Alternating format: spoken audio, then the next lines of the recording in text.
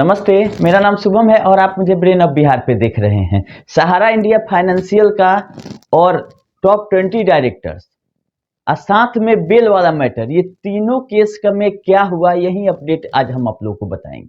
क्योंकि हम अपने पिछली वीडियो में बताए थे कि 26 और 27 को हियरिंग है, तो हियरिंग में क्या हुआ ये आप लोग जान लीजिए।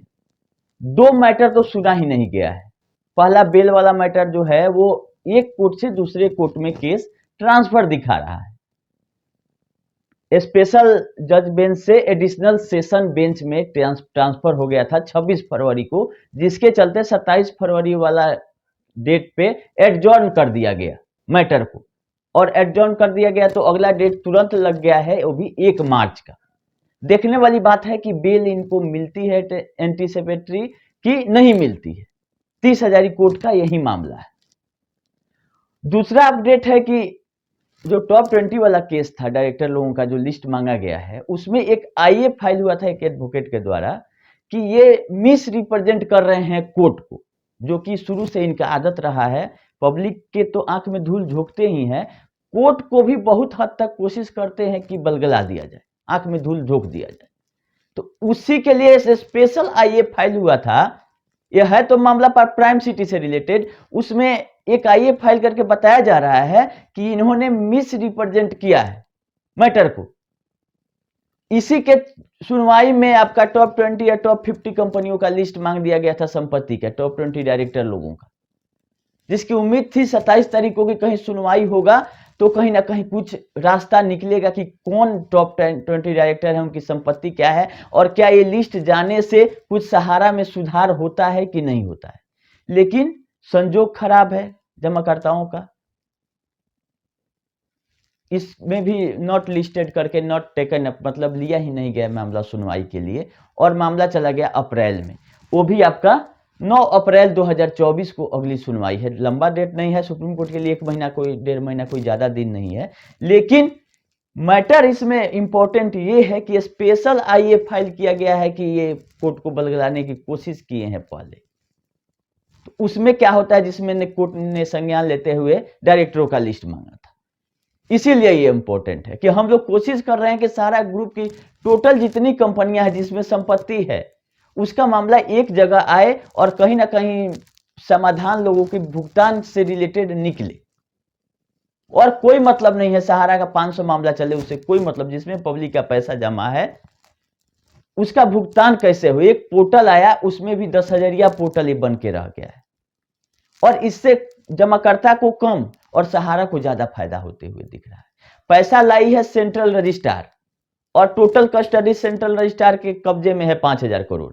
भुगतान भी वही कर रही है। सहारा को केवल सपोर्ट करना है उसका कि जो आपका फॉर्म है, डाटा है, उसको सही से वेरिफिकेशन पर्पज से सोसाइटी को दे दे, वो भी मुहैया नहीं करा पा रही है, जिसके चलते डिफिशियंसी आ रहा है। नियम कानून तो अभी दूसरा है, मल्टीपल मेंबरशिप, आईटीआर, ये सब तो मामला ही दब गया है।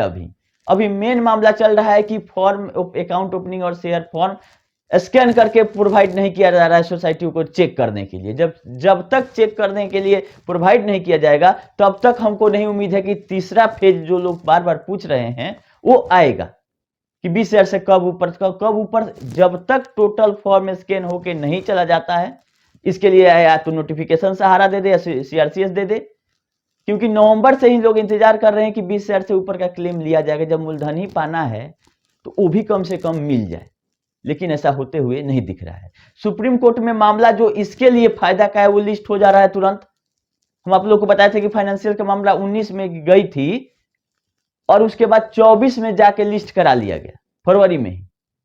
उसमें हियरिंग भी हो गई 27 तारीख को। बहुत सारे वकील लोग उसमें खड़ा हुए हैं, दोनों तरफ से, आरबीआई की तरफ से भी और फाइनेंशियल कॉर्पोरेशन की तरफ से।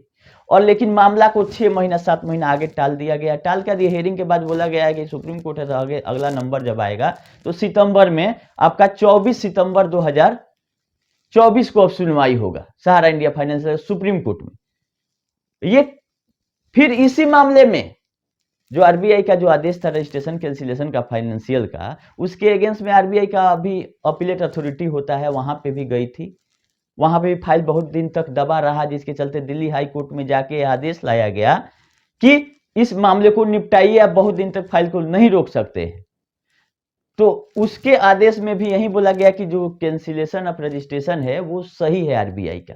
आपको मौका पर्याप्त दिया गया 2007 से लेकर 2015 तक कि आप सुधर जाइए, आप जैसा नियम कानून है उस नियम कानून से चलिए, नहीं तो कैंसिल कर दिया जाएगा। वही हुआ, कैंसिल कर दिया गया। अब ये बोल रहे हैं कि हमको बढ़िया से नहीं सुना गया, क्योंकि 7 साल इसके लिए कोई ज्यादा टाइम नहीं होता है और बहुत सारा हियरिंग हुआ। उसके बाद भी बोला जा रहा है इसके द्वारा कि हियरिंग कोई और ऑफिसर करते हैं और ऑर्डर किसी और ऑफिसर का है। तो एक पॉइंट इसको मिल जाता है इनके लीगल सेल को, जिसके चलते वो लेके ये मामला किसी ऊपरी अदालत में जा सकते हैं। वो मिल गया इसमें कि ऑर्डर कोई और अधिकारी किया है और सुनवाई कोई और किया है। तो इसके बेसिस पर आप में हमको स्टे दे दीजिए कि कैंसिलेशन ऑफ रजिस्ट्रेशन को थोड़ा दिन के लिए रुक जाए।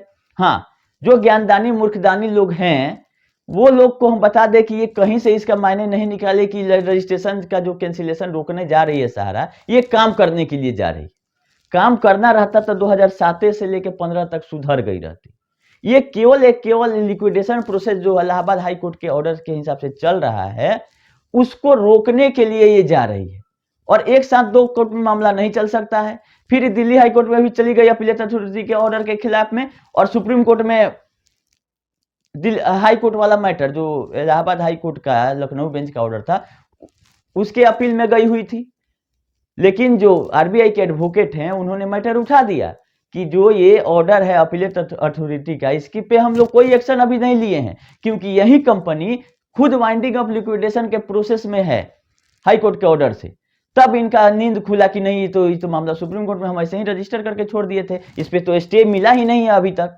तो वही चाह रही है कि कहीं ना कहीं से हाई कोर्ट या सुप्रीम कोर्ट कहीं से एक लाइन लिख दिया जाए कोर्ट की तरफ से कि अनटिल फर्दर ऑर्डर आप कुछ नहीं करेंगे, जैसे क्यूसअप में हुआ है। लिक्विडेशन का प्रोसेस अगर शुरू हो जाए और वो खत्म हो जाए, लिक्विडेशन कर दिया जाए, तो मामला ही सहारा का रफा दफा हो जाएगा और बचा क्या है। लेकिन कहीं ना कहीं कानूनी पेचों का सहारा लेते हुए चाहती है कि मामला को लंबित रखा जाए। बहुत लोग ये बोल रहे हैं कि फाइनेंशियल के मैटर से क्या करना है, इसमें तो किसी का पैसा ही नहीं है। तो हम आप लोग को बता दें, जो सोसाइटी आप लोग देख रहे हैं वो सोसाइटी आपका साइफन है। साइफन आप लोग जानते हैं, हमारे यहाँ भूमा बोला जाता है, जो पानी इस तरफ से उस तरफ भेजने के लिए। तो इनको सेबी, आरबीआई और आईआरडीए से बचने के लिए कोई रास्ता चाहिए होता जो कि कमजोर करी थी सोसाइटी, जो कि बना लिए 2010 से 2014 के बीच में 3-4, और उसके रास्ते से पैसा तो गया एमबी वैली में। तो जब तक आप लोग सही चीज नहीं जानिएगा कि किस मैटर से क्या होना था, इसका बड़ी बड़ी कंपनियां, सहारा ग्रुप की फाइनेंशियल, कमर्शियल, प्राइम सिटी, आपका एमबी वैली लिमिटेड, यही 4-5 कंपनियां जहां संपत्ति है और सोसाइटियों से पैसा उठा के इन सब कंपनियों में लगाया गया है, वो भी शेयर का लेन देन करके। क्योंकि ये एमबी वैली तो 2004 से चल रहा है, 2000 के पहले का भी है, उसमें इन्वेस्टमेंट है। लेकिन उसमें पैसा गया कैसे जब सोसाइटी 2010 में बनी? तो ये शेयर का लेन देन है, इसका इन्वेस्टमेंट उसमें, उसका इन्वेस्टमेंट उसमें। सेबी, आरबीआई और आईआरडीए से बचने के लिए इन्होंने सोसाइटी बनाया और पैसा उठाया सोसाइटियों से और लेके गए एमबी वैली के तरफ।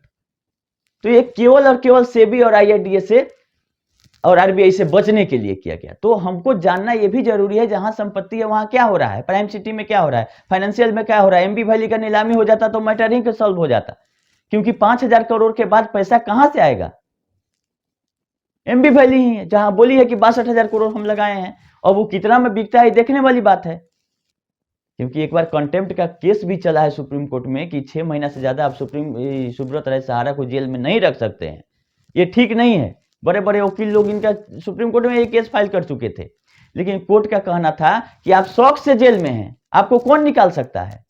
जब आप खुद बोल रहे हैं कि मेरा 3 लाख करोड़ का संपत्ति है और आपको मात्र 36,000 करोड़, आप लोग याद रखिएगा, 24,000 करोड़ प्रिंसिपल प्लस इंटरेस्ट जोड़ के रियल एस्टेट और हाउसिंग का 36,000 करोड़ का जिक्र है ऑर्डर में, कि मात्र 36,000 करोड़ जो कि 3 लाख करोड़ का 1/4 है, 1/5 है, 20% है, वो भी आप नहीं जमा कर रहे हैं। आज जेल जाना चुन रहे हैं कि नहीं हमको जेल में डाल दीजिए। तो आप तो अपने चॉइस से, अपने शौक से जेल में गए हैं।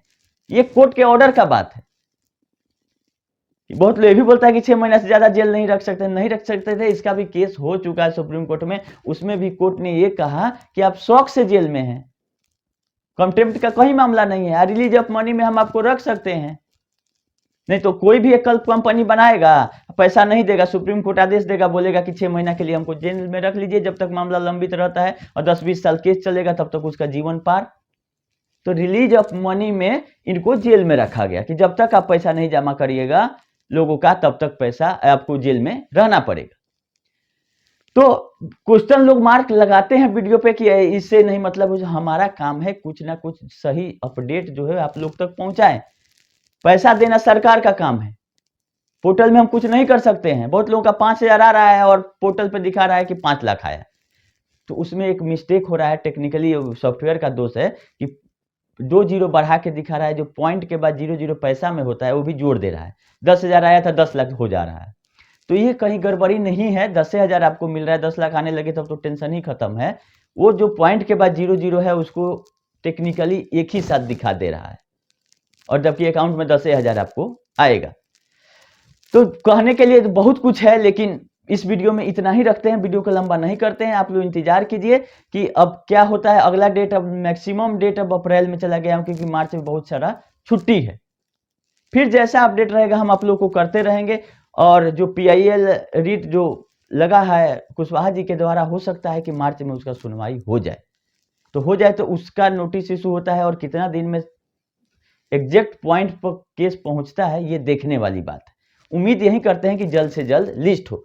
और सहारा को कहीं से पेमेंट करने के लिए मना ही नहीं है, चाहे वो ब्रांच से करे, चाहे ऑनलाइन करे, चाहे कुछ भी करे, जैसे केस में कर रही है कहीं भी कर सकती है। ये 5,000 करोड़ CRC कर रही है, तो काहे नहीं सहारा अपना ही केस टेमी भली का लिस्ट करा रही है, लिस्ट करा ले रही है सुप्रीम कोर्ट में, जो कि पिछले 1.5 साल से लंबित है। जब फाइनेंशियल का केस 1 महीना में लिस्ट हो सकता है, ये अपने आप तो हुआ नहीं होगा, कोई ना कोई सहारा की तरफ से कराया होगा, देखा होगा कि कहीं वो एंडिंग प्रोसेस जो है वो हो मत जाए, इसीलिए रोकना जरूरी है सुप्रीम कोर्ट चल के। तो MB वैली का मामला है, मेन सहारा से भी विवाद है, इसको लिस्टिंग अपने एंड से सहारा क्यों नहीं करा रही है कि हमको भी कुछ पैसा दे दीजिए, हम ब्रांच से बांटे। जैसे फाइनेंशियल का जाके बोली सुप्रीम कोर्ट में, तो डेट मिला, हियरिंग हुआ, उसमें भी हो सकता है, लेकिन कोई जाए तब ना। तो सरकार को तो कोई मतलब ही नहीं है, अपना 5,000 करोड़ के इलेक्शन ये निकाल लेगी 5,000 करोड़ से, फिर अब इलेक्शन बाद जो होगा वो देखा जाएगा। खैर जो होगा फिर हम जैसे होगा सही सही जानकारी आप लोग तक पहुंचाते रहेंगे। अभी देखते रहिए आगे आगे होता है क्या। परेशानी तो है, इसमें कोई दो राय नहीं है, लेकिन रास्ता भी दूसरा नहीं है।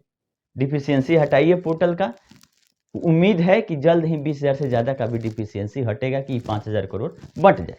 अभी के लिए इतना ही, धन्यवाद।